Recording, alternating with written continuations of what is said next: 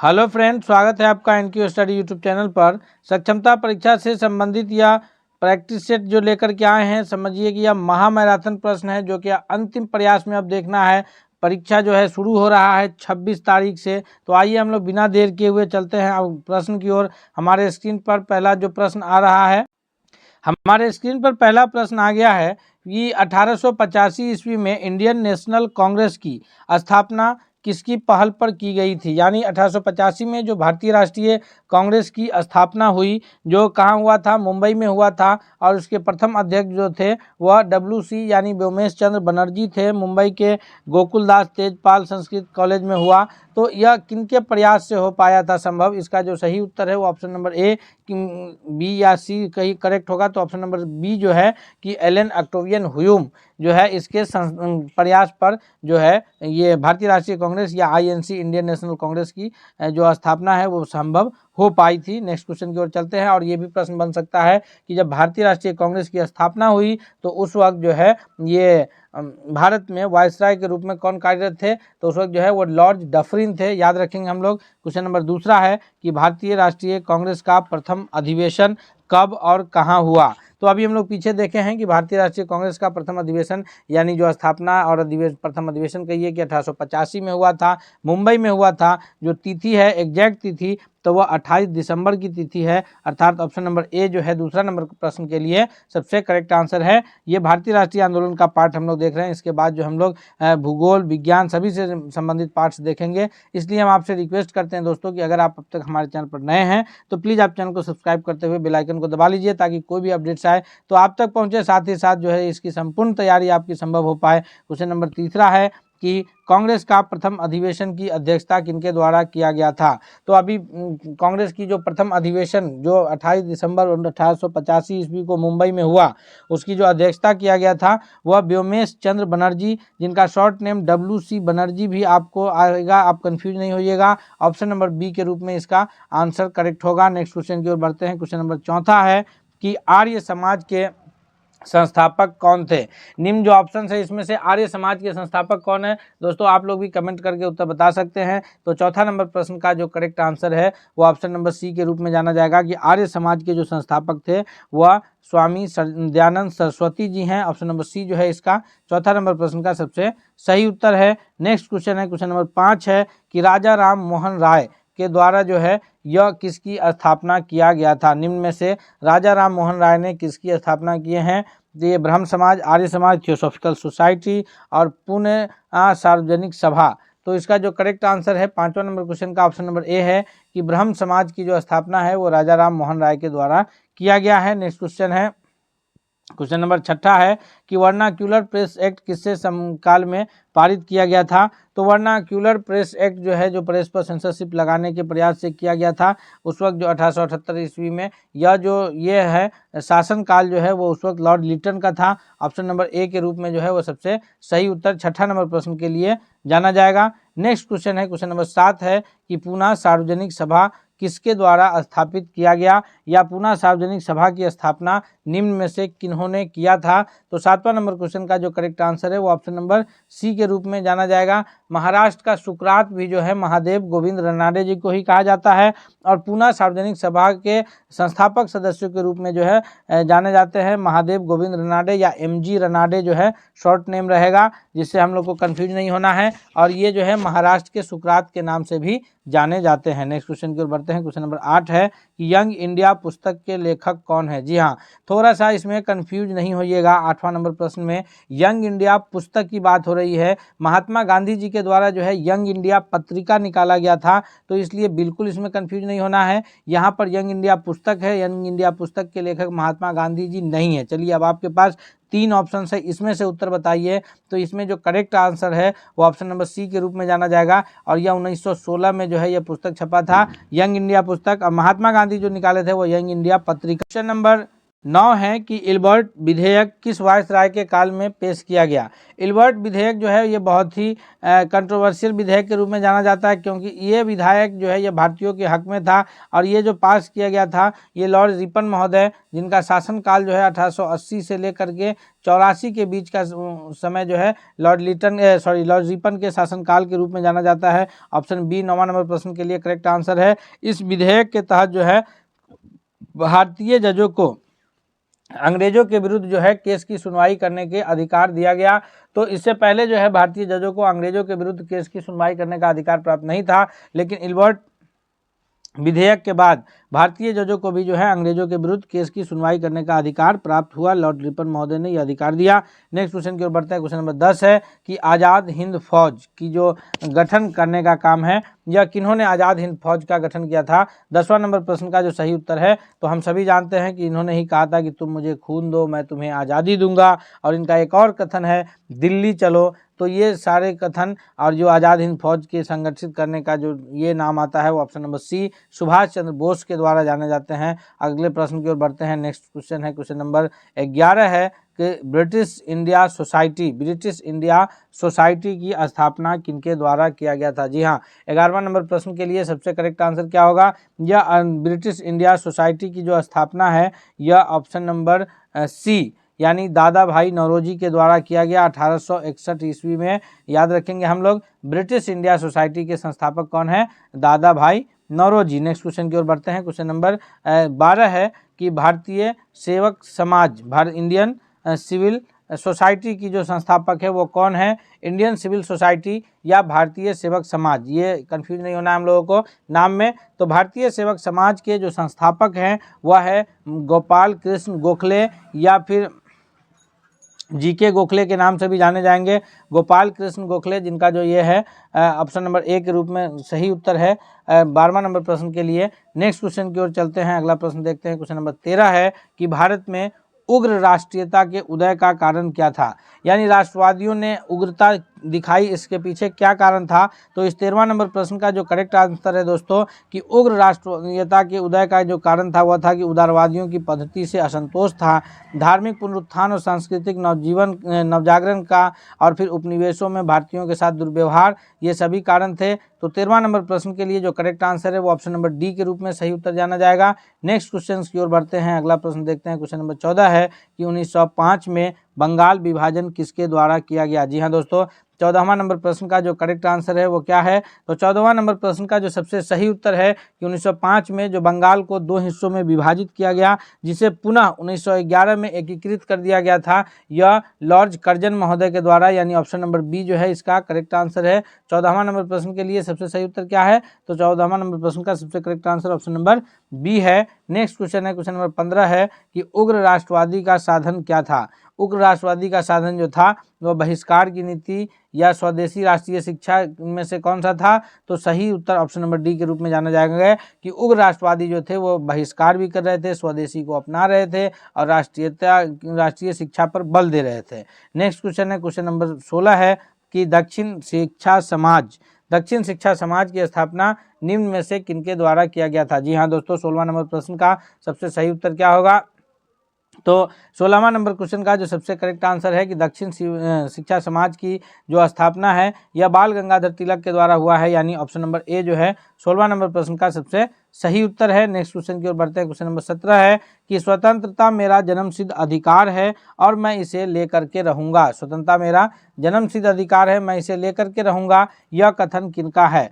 तो ये 17वां नंबर प्रश्न जो है कि स्वतंत्रता मेरा जन्मसिद्ध अधिकार है, मैं इसे लेकर के रहूंगा, यह बाल गंगाधर तिलक जी का कथन है। ऑप्शन नंबर सी के रूप में सबसे सही उत्तर जाना जाता है। नेक्स्ट क्वेश्चन की ओर बढ़ते हैं। क्वेश्चन नंबर 18 है कि मुझ पर किया गया लाठी का एक एक प्रहार ब्रिटिश साम्राज्य में कफन की कील बनकर रहेगा। तो ये कथन किनका था कि मुझ पर किया गया लाठी का एक एक प्रहार जो है ब्रिटिश साम्राज्य में कफन की कील बनकर रहेगा। 18वां नंबर प्रश्न का correct answer option number B है। यह जो प्रयास है ये लाला लाजपत राय पर लाठी का ये किया गया जिसकी वजह से उनकी जो है मृत्यु हो गई। क्वेश्चन नंबर 19 है कि गदर पार्टी की स्थापना किसके द्वारा किया गया था। गदर पार्टी के जो संस्थापक हैं वो इनमें से कौन है, आप लोग भी कमेंट करके उत्तर बता सकते हैं। तो इसका जो सही उत्तर है 19वां नंबर प्रश्न का ऑप्शन नंबर ए कि लाला हरदयाल जी के द्वारा जो है वह गदर पार्टी की स्थापना की गई थी। नेक्स्ट है क्वेश्चन नंबर 20 है कि कांग्रेस के उदारवादी एवं उग्रवादी नेताओं ने वास्तविक रूप में विभाजन किस अधिवेशन में हुआ।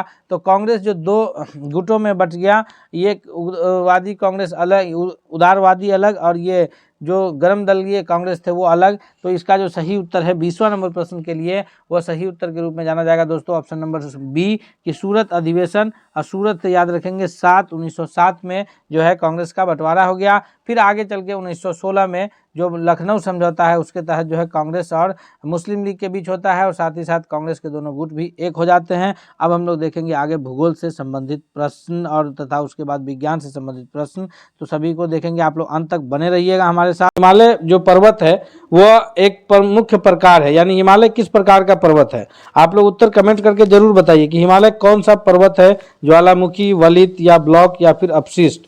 तो इसका जो सबसे करेक्ट आंसर है पहला नंबर प्रश्न के लिए कि हिमालय जो है वह सबसे नवीन वलित पर्वत में जाना जाता है, यानी ऑप्शन नंबर जो है बी सबसे करेक्ट आंसर है। आप लोग भी कमेंट करके उत्तर बताएंगे ताकि पता चलेगा कि कितनी तैयारी हो रही है।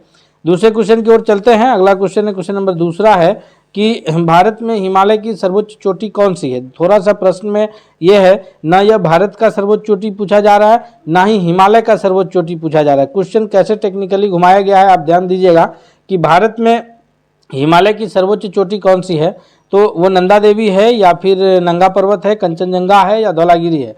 तो भारत में की जो सबसे ऊंची चोटी है वो गाडविन आस्टीन है, केटू के नाम से जानते हैं, जो कि कश्मीर में स्थित है। और यहाँ पर क्वेश्चन किया जा रहा है कि हिमालय की सर्वोच्च चोटी, तो भारत में जो हिमालय की सर्वोच्च चोटी है वो कंचनजंगा होगी, यानी ऑप्शन नंबर सी के रूप में जो है दूसरा नंबर क्वेश्चन का सबसे करेक्ट आंसर क्या होगा, ऑप्शन नंबर सी जो है इसका सबसे सही उत्तर है। क्वेश्चन नंबर तीसरा है कि भारत में कौन सी पर्वत श्रेणी जो है वो सबसे नवीनतम है, यानी सबसे नई पर्वत श्रेणी कौन सी है।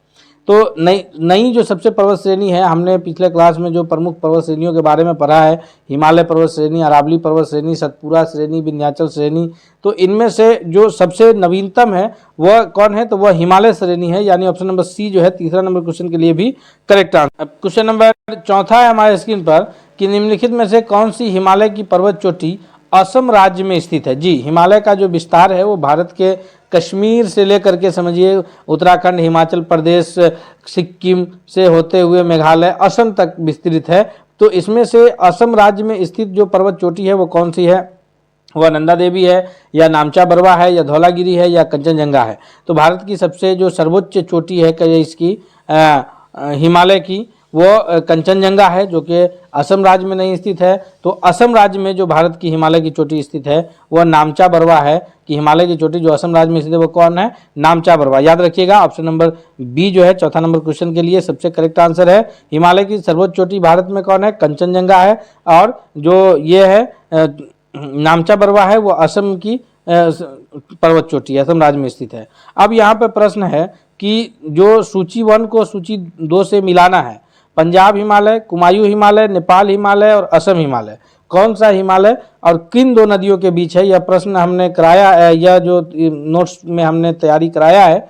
तो इसमें कौन किस हिमालय के बीच स्थित है, 5वां नंबर प्रश्न है। थोड़ा सा धैर्य से आप उत्तर कीजिएगा तो आंसर गलत नहीं होगा, क्योंकि टेक्निकली आजकल इस तरह के बहुत सारे प्रश्न पूछे जाते हैं ताकि उसमें अभ्यर्थी को कन्फ्यूज किया जा सके।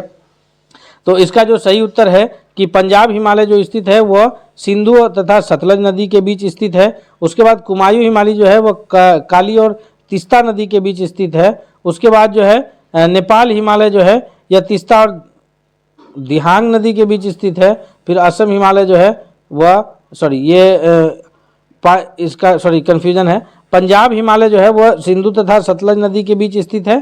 पंजाब हिमालय कहाँ स्थित है, सिंधु से सतलज नदी के बीच। उसके बाद जो है ये पंजाब हिमालय के बाद कुमायूं हिमालय है। कुमायूं हिमालय का विस्तार कहाँ है, तो यह सतलज से काली नदी के बीच है। उसके बाद जो है ये नेपाल हिमालय है। तो नेपाल हिमालय का विस्तार कहाँ है, तो इसका जो विस्तार है यह है काली से तीस्ता के बीच, और असम हिमालय तीस्ता से दिहांग के बीच, यानी ए का तीसरा, बी का पहला, और इस हिसाब से जो है सी का फिर चौथा और डी का दूसरा, ऑप्शन नंबर ए जो है वह करेक्ट कूट बनेगा।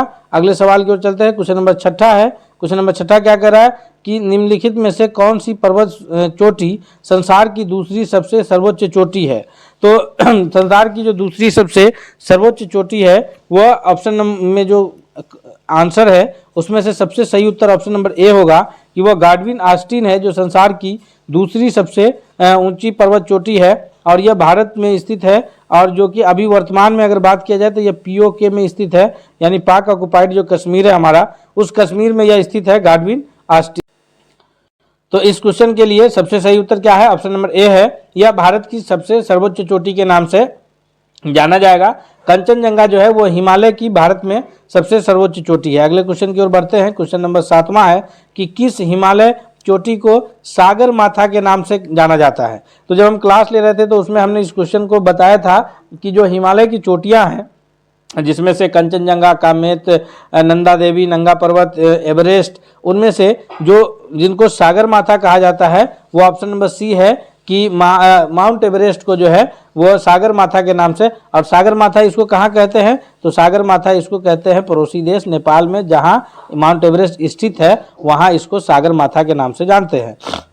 क्वेश्चन 8वां है कि नंदा देवी जो चोटी है वह कौन से हिमालय के भाग में स्थित है। नंदा देवी चोटी जी आप कमेंट करके बता सकते हैं, तथा हम उम्मीद करते हैं कि अगर आप अब तक चैनल पर नए हैं तो प्लीज़ आप चैनल को सब्सक्राइब करके बेल आइकन को दबा लीजिए ताकि कोई भी वीडियो आए तो आप तक पहुंचे। और यह वीडियो पसंद आ रहा है तो आप दोस्तों के बीच भी शेयर कीजिए, सभी दोस्तों की तैयारी बीएसएससी इंटर लेवल की हो जाए और इसमें अपना एक सीट जो है पीटी से हम लोग कंफर्म करके मेंस की ओर बढ़े, क्योंकि पीटी और मेंस 2 एग्जाम्स होने हैं इसके लिए। तो 8वां नंबर क्वेश्चन का सबसे सही उत्तर क्या है, 8वां नंबर प्रश्न का जो सबसे सही उत्तर है वो ऑप्शन नंबर बी है कि नंदा देवी चोटी जो है वह कुमायूं हिमालय के भाग में स्थित है। क्वेश्चन नंबर 9वां है कि जम्मू कश्मीर में स्थित निम्नलिखित पर्वत श्रेणियों का पूरब से पश्चिम की ओर सही क्रम क्या है। जस्कर श्रेणी, पीर पंजाल श्रेणी, काराकोरम श्रेणी और फिर लद्दाख श्रेणी। क्या है, हमको पूरब से पश्चिम की ओर इसको देखना है। तो पूरब से पश्चिम की ओर में सबसे पहले काराकोरम श्रेणी आएगा, फिर उसके बाद जो है लद्दाख श्रेणी होगा, फिर उसके बाद जो है दूसरा नंबर पर लद्दाख श्रेणी है, तीसरा नंबर पर जो है वह कौन सा है, तो तीसरा नंबर पर है जस्कर श्रेणी और फिर चौथा नंबर पर है पीर पंजाल श्रेणी। इस प्रकार ऑप्शन नंबर सी जो है इसका सबसे सही उत्तर हो रहा है। क्वेश्चन नंबर 10वां है कि भारत में सबसे प्राचीन वलित पर्वतमाला कौन सा है। तो भारत ही नहीं जो विश्व का सबसे प्राचीन पर्वत है वह कौन सा है, वह पर्वत है अरावली, यानी ऑप्शन नंबर सी जो है 10वां नंबर क्वेश्चन के लिए सबसे करेक्ट आंसर के रूप में जाना जाएगा। ऑप्शन नंबर सी कि सबसे प्राचीन जो पर्वतमाला है वो कौन है, सबसे प्राचीन पर्वतमाला अरावली पर्वत है। अगले क्वेश्चन की ओर चलते हैं। नेक्स्ट क्वेश्चन है क्वेश्चन नंबर 11 है। क्वेश्चन नंबर 11 क्या कह रहा है कि अरावली पर्वतमाला का जो सर्वोच्च शिखर है, जो अरावली पर्वतमाला का विस्तार जो है वो राजस्थान से लेकर के हरियाणा होते हुए दिल्ली तक विस्तृत है। तो इसका सबसे जो सर्वोच्च शिखर है उसको किस नाम से जानते हैं, सर्वोच्च शिखर को जो जानते हैं वह गुरु शिखर कहते हैं, यानी Guru Shikhar option number A question number 11 के लिए सबसे करेक्ट आंसर है। नेक्स्ट क्वेश्चन की ओर चलते हैं। क्वेश्चन नंबर 12 है।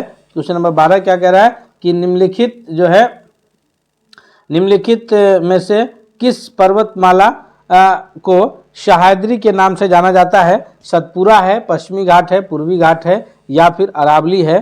तो इसमें से सह्याद्री नाम से किसको जाना जाता है। 12वां नंबर प्रश्न का सबसे सही उत्तर ऑप्शन नंबर बी है कि पश्चिमी घाट पर्वतमाला को जो है सह्याद्री के नाम से जानते हैं। अगले सवाल की ओर बढ़ते हैं। क्वेश्चन नंबर 13 है कि पूर्वी घाट एवं पश्चिमी घाट जो पर्वत श्रेणियां हैं वह सम्मिलन स्थल कौन सा है, यानी पश्चिमी घाट और पूर्वी घाट और पश्चिमी घाट जो पर्वत है वो किस जगह पर जाकर के मिलती है। इसका 13वां नंबर प्रश्न का जो सबसे सही उत्तर है वो कौन सा है, तो इसका सबसे सही उत्तर जो है वो ऑप्शन नंबर बी है कि जो है नीलगिरी पहाड़ी में जाकर के यह मिलती है जी। अगले क्वेश्चन की ओर चलते हैं। नेक्स्ट क्वेश्चन कौन सा है, नेक्स्ट क्वेश्चन है क्वेश्चन नंबर 14 है कि गारो, खासी और जयंतिया पहाड़ियां किस राज्य में स्थित है। गारो, खासी और जयंतिया, याद रखिएगा ये अक्सर प्रश्न पूछे जाते हैं एग्जाम्स में। हम इसी वीडियो में आपको ये भी कराएंगे कि कौन कौन से इस टॉपिक से रिलेटेड प्रश्न कहाँ कहाँ पूछा गया है, यानी बीपीएससी में पूछा गया है या फिर बीएसएससी में या एसएससी में, किस एग्जाम्स में इससे रिलेटेड प्रश्न पूछे गए हैं वो भी हम इस टॉपिक्स में इसी में आगे हम लोग अंत में कवर करेंगे। तो आप अंत तक बने रहिएगा, यह वीडियो आपको बहुत पसंद भी आएगा और आपके एग्जाम्स के लिए बहुत लाभकारी भी होगा। गारो, खासी और जयंती पहाड़ियाँ जो हैं वो किस राज्य में स्थित है? 14 नंबर क्वेश्चन का सबसे सही उत्तर क्या है? तो ऑप्शन नंबर ए है कि गारो, खासी और जयंती पहाड़ियाँ जो है वो मेघालय राज्य में स्थित है जी। अगले क्वेश्चन की ओर बढ़ते हैं। क्वेश्चन नंबर 15 है कि निम्नलिखित पर विचार कीजिए। विचार क्या करना है कि महादेव पहाड़ियाँ, सह्याद्री पर्वत, सतपुरा पर्वत, उपयुक्त का उत्तर उत्तर से दक्षिण की ओर सही क्रम कौन सा है? इन पर्वत श्रेणियों में उत्तर से दक्षिण की ओर जो सबसे सही क्रम है वह कौन सा है? 15वां नंबर प्रश्न के लिए सबसे सही उत्तर क्या होगा? तो 15 नंबर क्वेश्चन का जो सबसे सही उत्तर के रूप में जाना जाएगा उत्तर से दक्षिण की ओर 1 नंबर पे महादेव पहाड़ी, फिर दूसरे नंबर पर जो है वह सतपुरा पर्वत श्रेणी और तीसरे नंबर पर जो है वह सह्याद्री पर्वत, यानी सी ऑप्शन सही हो जाएगा। 1, 3 और फिर 2। अगले सवाल की ओर चलते हैं। क्वेश्चन नंबर 16 है कि जो छोटा नागपुर का पठार है यह कहाँ स्थित है? झारखंड राज्य में। छोटा नागपुर के पठार की सबसे ऊंची चोटी कौन सी है? छोटा नागपुर के पठार की सबसे ऊंची चोटी जो है वह कौन सा है? वह धूपगढ़ है, पंचमगढ़ी है, पारसनाथ है या फिर महाबलेश्वर है? तो 16 नंबर प्रश्न का जो सबसे सही उत्तर है 16वां नंबर क्वेश्चन के लिए वह है ऑप्शन नंबर सी कि जो छोटा नागपुर का पठार है उसकी सबसे ऊंची जो पर्वत चोटी है वह पारसनाथ के नाम से जानी जाती है। क्वेश्चन 17 है कि हिमालय के सर्वोच्च शिखर माउंट एवरेस्ट, जिसको नेपाल में सागर माथा कहते हैं, उसकी एग्जैक्ट ऊंचाई क्या है? तो हिमालय की जो सबसे सर्वोच्च पर्वत श्रेणी है जिसको नेपाल में सागर माथा के नाम से जानते हैं, उसकी जो ऊंचाई है वह 8,848 मीटर है, अर्थात ऑप्शन नंबर बी जो है इसका सबसे करेक्ट आंसर है। नेक्स्ट क्वेश्चन की ओर चलते हैं। क्वेश्चन नंबर 18 देखते हैं। 18वां नंबर प्रश्न है कि नर्मदा एवं तापी नदियों के मध्य में कौन सा पहाड़ी स्थित है? यानी ये जो या ये कहिए कि कौन इन दोनों नदियों के बीच में कौन पहाड़ी स्थित है? वह अरावली पर्वत है या फिर सतपुरा की पहाड़ी है या राजमहल की पहाड़ियां है या फिर विंध्य पर्वत है? तो 18वां नंबर प्रश्न के लिए जो सबसे सही उत्तर के रूप में आंसर जाना जाएगा 18वां नंबर क्वेश्चन का वह है ऑप्शन नंबर बी कि सतपुरा पहाड़ी जो है वह नर्मदा और तापी नदियों के मध्य में स्थित पहाड़ी है। क्वेश्चन नंबर 19 है कि अंडमान और निकोबार द्वीप समूह में सबसे अधिक ऊंचाई वाली चोटी कौन सी है? अंडमान और निकोबार द्वीप समूह में जो सबसे अधिक ऊंचाई वाली चोटी है 19वां नंबर क्वेश्चन का सबसे सही उत्तर क्या है? तो उसको जानते हैं हम लोग शॉर्डिल पीक के नाम से, यानी option number A. Question number 19 के लिए सबसे सही उत्तर क्या हो जाएगा?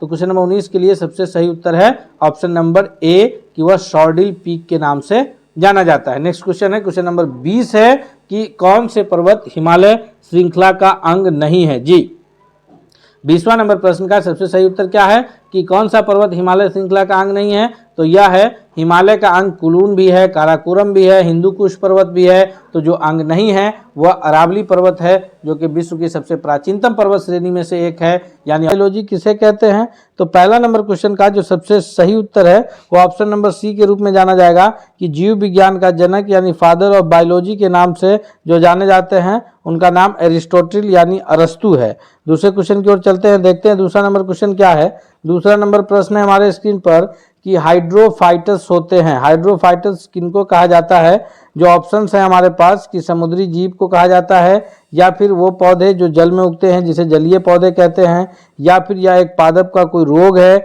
या फिर जड़ विहीन पौधा, इनमें से किसको जो है हाइड्रोफाइटस के नाम से जानते हैं? तो इस क्वेश्चन का दूसरा नंबर प्रश्न का जो सबसे सही उत्तर है वो ऑप्शन नंबर बी है कि जलीय पौधा को जो है हाइड्रोफाइटस के नाम से जाना जाता है। नेक्स्ट क्वेश्चन की ओर चलते हैं। क्वेश्चन नंबर तीसरा है कि जिन पौधों पर बीज बनते हैं किंतु पुष्प नहीं लगते, यानी बीज बनता है लेकिन पुष्प अर्थात फूल नहीं लगता, उन पौधे को क्या कहते हैं? वो आवर्त बीजी पौधा के नाम से जाना जाता है या फिर अनावर्त बीजी पौधा के नाम से या फिर टेरिडोफाइटस कहते हैं या ब्रायोफाइटस कहते हैं।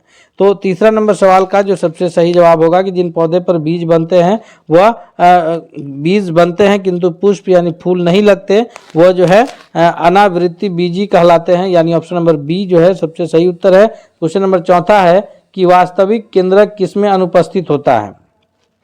ये कवक में अनुपस्थित होता है या फिर लाइकेन में या जीवाणु यानी बैक्टीरिया में या फिर ब्लू ग्रीन एलर्जी नीले हरे शैवाल में इसमें से किसमें जो है वो केंद्रक अनुपस्थित रहता है? तो केंद्रक जो अनुपस्थित रहता है, इसका सबसे सही जवाब है ऑप्शन नंबर सी कि जीवाणु में जो है केंद्रक अनुपस्थित पाया जाता है। अगले सवाल की ओर चलते हैं, देखते हैं अगला सवाल कौन सा है। क्वेश्चन नंबर 5 है हमारे स्क्रीन पर कि जड़ जो है वो विकसित होती है, जड़ किससे विकसित होती है? या परांकुर से विकसित होती है, या फिर मूलांकुर से, या तने से विकसित होती है, या फिर पत्तियों से विकसित होती है जड़?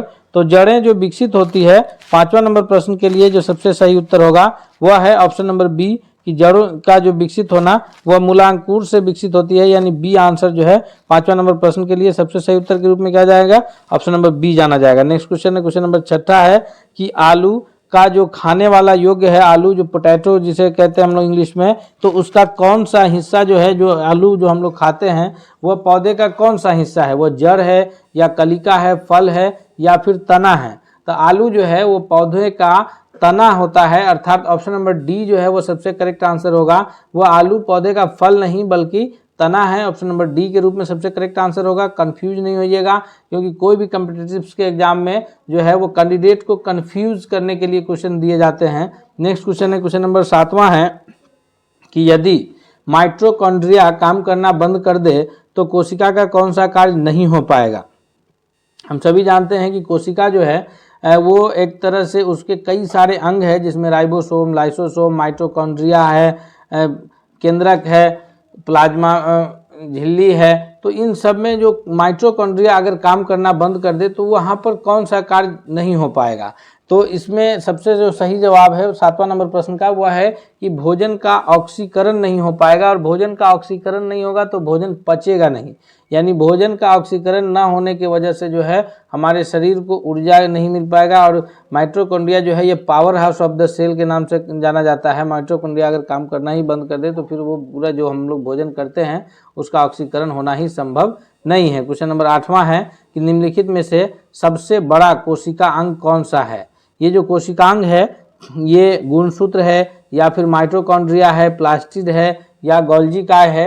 इनमें से सबसे बड़ा जो कोशिका अंग है वो कौन सा है? तो 8वां नंबर प्रश्न के लिए जो सबसे सही जवाब के रूप में आंसर जाना जाएगा वह है ऑप्शन नंबर सी कि प्लास्टिड्स जो है यह सबसे बड़ा कोशिकांग है। और प्लास्टिड्स जो है वो केवल, याद रखिएगा, प्लास्टिड्स केवल जो है वह पादप कोशिका में यानी पौधे की कोशिका में पाया जाता है। प्लास्टिड्स जो है वो जंतु कोशिका में यानी मनुष्य में या किसी अन्य जानवरों में प्लास्टिड्स नहीं पाया जाता है।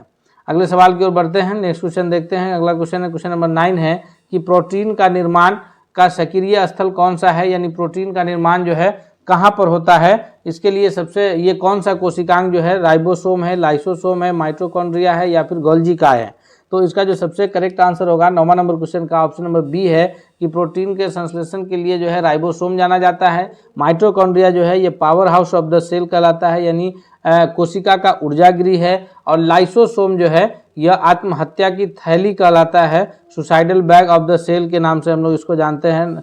तो अगले क्वेश्चन की ओर बढ़ते हैं, देखते हैं नेक्स्ट क्वेश्चन कौन है। क्वेश्चन नंबर 10 है कि ल्यूकोप्लास्ट जो अवर्णी लवक है यह मुख्यतः कहाँ पाया जाता है? ल्यूकोप्लास्ट जो है यह पौधे की जड़ों में पाया जाता है, या फिर पादप कोशिका ये पौधे की तना में, या पत्तियों में, या फिर फूलों में पाया जाता है? तो ल्यूकोप्लास्ट जो है वह ऑप्शन नंबर 10वां के लिए सबसे सही जवाब ऑप्शन नंबर ए होगा कि यह जड़ की कोशिकाओं में पाया जाता है।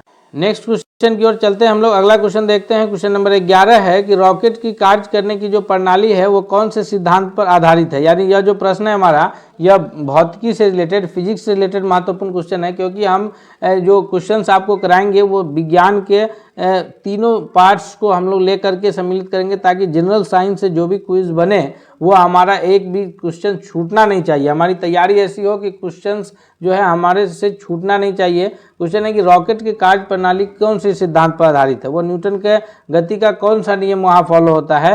तो 11वां नंबर क्वेश्चन के लिए जो सबसे करेक्ट आंसर है वो ऑप्शन नंबर ए है कि न्यूटन के गति का जो है तीसरा नियम, third law of the motion जो है रॉकेट प्रणाली के कार्य के लिए ये सिद्धांत है। आर्किमिडीज का जो सिद्धांत है वो जल में तैरने के लिए है। जल में जो ये तैरने नहीं कहेंगे हम लोग, तैरने के लिए मनुष्य जो जल में तैरता है वहाँ भी न्यूटन के गति का तृतीय नियम ही कार्य करता है। जैसे जल में जो ये जहाज वगैरह का जो चलना है वहाँ आर्किमिडीज का सिद्धांत जो है कार्य करता है। अगले सवाल की ओर चलते हैं। क्वेश्चन नंबर 12 है कि 20 केजी के वजन को जमीन के ऊपर 1 मीटर की ऊंचाई पर पकड़े रखने के लिए किया गया कार्य क्या होगा। तो 20 मीटर का अगर वजन है 20 केजी वजन है, उसको जमीन के 1 मीटर ऊपर पकड़े रखना है, लेकिन अगर उसकी स्थिति में परिवर्तन नहीं आ रहा है। कार्य क्या होता है, W ये कार्य के लिए जो है बल लगाना, और बल लगाने के साथ साथ उसमें कुछ न कुछ विस्थापन होना, तब जाकर के कार्य कहलाता है। लेकिन अगर कार्य में सिर्फ हम कोई बोझा लेकर के या कोई वस्तु को अपने सर पे लेकर के खड़े हैं और उसमें उसकी स्थिति में कोई परिवर्तन नहीं आ रहा है, तो वहाँ पर शून्य कार्य माना जाएगा। इसलिए option number D correct answer होगा कि 20 केजी वजन है, जमीन से ऊपर 1 मीटर पर पकड़ के आदमी खड़ा है, लेकिन जब तक अगर जैसे कोई बोझ लेकर के, कोई मजदूर जो बोझा ढोता है या कोई सामान को सर पर रख के ढोता है, तो अगर वो सर पर लेकर के खड़ा है तो फिजिक्स कह रहा है कि कोई कार्य नहीं हो पा रहा है, क्योंकि जब तक वह वस्तु को एक जगह से दूसरी जगह नहीं पहुंचा देता है, विस्थापित नहीं कर देता है, तब तक कार्य जो है शून्य रहता है। हम पूरे दिन फोर्स लगाते हैं और कोई दीवार हमसे नहीं गिरता है, तो वह कहाँ है, कार्य क्या है, शून्य है। लेकिन फोर्स लगाए थोड़ा सा भी, लेकिन दीवार गिर गया। कागज फाड़ना है, थोड़ा सा फोर्स लगा के हम लोग उसको फाड़ दिए, तो वो एक भौतिकी के रूप में विज्ञान जो है वो एक कार्य कहेगा। लेकिन बल लगाएं, फोर्स लगाएं और उसमें कोई परिवर्तन नहीं हुआ तो वह कार्य नहीं होगा। इसलिए यहाँ पर जो है 20 केजी की वस्तु को ले करके 1 मीटर की ऊंचाई पर खड़ा है, लेकिन उसमें कोई स्थिति में परिवर्तन नहीं आ रहा, इसलिए 0 जूल कार्य हुआ। अगला सवाल है, क्वेश्चन नंबर 13 है कि चांदी की उष्मीय चालकता जो है वो तांबे की उष्मीय चालकता की अपेक्षा क्या है। तो चांदी की जो उष्मीय चालकता है, यानी उष्मीय चालकता का मतलब कि गर्म करने पर जो उष्मा का प्रसार एक सिरा से दूसरे सिरा तक, वो चांदी में तांबे की अपेक्षा जो है वो जल्दी एक सिरा से दूसरे सिरा तक उष्मा पहुंचता है। अर्थात 13 नंबर प्रश्न के लिए ऑप्शन नंबर बी हो जाएगा सही उत्तर, कि चांदी का उष्मीय चालकता जो है वो तांबे की अपेक्षा अधिक है। नेक्स्ट क्वेश्चन है, क्वेश्चन नंबर 14 है कि सूर्य विकिरण का कौन सा भाग सोलर कुकर को गर्म कर देता है। तो सोलर का जो सिस्टम है, सोलर प्लेट में क्या होता है कि जब सूर्य की किरण सोलर प्लेट पे पड़ती है, तो सोलर प्लेट पर, इस पर अगर सूर्य की किरण आकर के पड़ती है, तो सोलर प्लेट में ये खासियत होता है कि वो फोटोन एनर्जी में चेंज करता है, यानी सूर्य की रोशनी को इलेक्ट्रिकली चेंज करके, और फिर जो है ये सोलर उसी पैटर्न पे काम करता है। जो जब तक वो गर्म नहीं होगा तब तक वो कार्य नहीं करेगा। तो वो गर्म कौन सा किरण करता है, पराबैंगनी किरण तो हम लोग तक आता ही नहीं है। अगर पराबैंगनी किरण आवे तो हमारे जान को उससे ज़्यादा नुकसान है। तो ये अवरक्त किरण जो है ये सूर्य की विकिरण से सोलर कुकर को गर्म करने का कार्य करता है। नेक्स्ट है, क्वेश्चन नंबर 15 है कि उबलते जल के द्वारा जलने की तुलना में भाप द्वारा जलना अधिक कष्टदायक होता है। जब पानी अगर उबल रहा है उसमें हाथ जो जलता है, उसके कंपैरिजन में भाप से जो हाथ जलता है वो ज़्यादा कष्टदायक होता है। आखिर ऐसा क्यों होता है?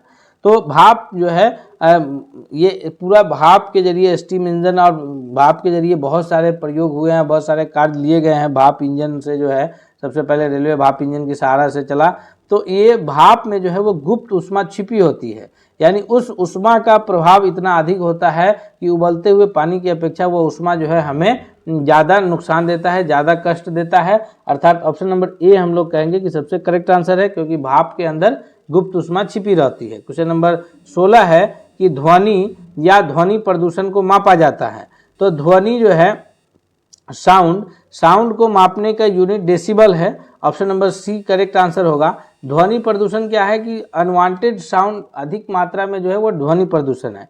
अगर हम कोई बात कर रहे हैं और उस बात को हम लोग धीरे कर रहे हैं, ये तो एक तरह से प्रदूषण नहीं है, लेकिन उसको अनवांटेड उस बात को अगर हम जो है हॉर्न से बोलना शुरू कर दे, तो यहाँ पर एक तरह से अगर लोगों को तक पहुँचाना नहीं है, लेकिन फिर भी हम उस बातों पर शोर मचाए, तो यही अनवांटेड जो बातें हैं वह ध्वनि प्रदूषण की श्रेणी में चला जाएगा। तो ध्वनि हो या ध्वनि प्रदूषण, दोनों जो है वो ध्वनि ही है, अर्थात इसको डेसिबल में ही मापा जाएगा। Option number C correct answer होगा। 17वां है कि स्त्रियों की जो आवाज़ है वो पुरुषों की आवाज़ की अपेक्षा पतली होती है। इसका क्या कारण है? क्योंकि उसकी जो आवृत्ति यानी फ्रीक्वेंसी है वो अधिक होने के कारण होती है, या फिर उसका तरंगदैर्घ्य जो है वेवलेंथ अधिक होने के कारण, या एम्पलीट्यूड उसका अधिक होता है, या फिर उसका वेग अधिक होता है। तो 17वां नंबर क्वेश्चन का जो सबसे सही उत्तर होगा कि स्त्रियों की अपेक्षा जो पुरुषों की आवाज़ स्त्रियों की आवाज़ जो है वो पुरुषों की अपेक्षा पतली है, क्योंकि उसकी जो आवृत्ति है वो अधिक होती है। नेक्स्ट क्वेश्चन है, क्वेश्चन नंबर 18 है कि प्रकाशीय फाइबर किस सिद्धांत पर कार्य करता है। प्रकाशीय फाइबर, जिसको इंग्लिश में हम लोग ऑप्टिकल फाइबर के नाम से जानेंगे। तो ऑप्टिकल फाइबर जो है कम्युनिकेशन का सबसे उत्तम स्रोत के रूप में माना जाता है, क्योंकि ऑप्टिकल फाइबर कम्युनिकेशन जो है वो बहुत ही तीव्र कम्युनिकेशन होता है। ये ऑप्टिकल का जो स्पीड है 3 लाख किलोमीटर पर सेकेंड, उस स्पीड से समझिए तो ये ऑप्टिकल फाइबर केबल का कम्युनिकेशन होता है। तो ये किस सिद्धांत पर कार्य करता है ऑप्टिकल फाइबर? तो यह जो है टोटल इंटरनल रिफ्लेक्शन जो है, ये प्रकाश का एक, जिस प्रकार से परावर्तन और अपवर्तन प्रकाश का किरणों का गुण है प्रकाश का, उसी प्रकार से प्रकाशीय फाइबर का जो है टोटल इंटरनल रिफ्लेक्शन एक गुण है, उसके आधार पर प्रकाशीय फाइबर कार्य करता है, ऑप्टिकल फाइबर कार्य करता है। क्वेश्चन नंबर 19 है कि किसके कारण आकाश का रंग जो है वो नीला दिखाई पड़ता है? या रिफ्लेक्शन यानी रिफ्रैक्शन यानी अपवर्तन के कारण होता है, या रिफ्लेक्शन परावर्तन के कारण होता है, या फिर स्कैटरिंग के कारण होता है, प्रकीर्णन के कारण? तो ये प्रकाश आकाश का रंग नीला जो दिखाई पड़ने का कारण है, यह केवल प्रकीर्णन के कारण होता है। प्रकाश की किरणों का प्रकीर्णन जब होता है तो इसकी वजह से आकाश का रंग हमें नीला दिखाई पड़ता है। क्वेश्चन नंबर 20 है कि इंद्रधनुष में किस रंग का विक्षेपण अधिक होता है? जिस वर्ण का विक्षेपण इंद्रधनुष जो है या प्रकाश का जो किरणें हैं वो 7 रंगों का, उसमें 7 रंगों की बनी हुई पट्टी है, और यह जो है नेचुरली ढंग से निकलता है इंद्रधनुष, यानी प्रकाश की किरणों का नेचुरली जो है 7 रंगों में विभक्त होना हम इंद्रधनुष कह सकते हैं। तो इंद्रधनुष के जरिए